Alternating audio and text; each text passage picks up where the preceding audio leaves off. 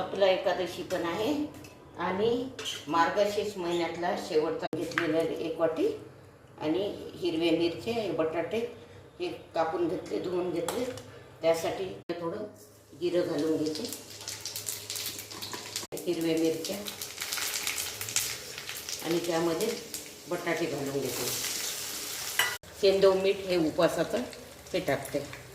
शेंगदाणे घालून घेते, त्यामध्ये दही घालून घेते, यामध्ये पाणी घालून घेते. ह्या पाण्याला छान उकळी येऊ देते आणि मग हा भगर धुवून घेतलेला आहे. मग याला पाण्याला उकळी आलेली आहे. आता हा भगर यामध्ये घालून घेते. आमचा भगर उपवासाचा शिजलेला आहे. हे पहा छान झालेला आहे. आमच्या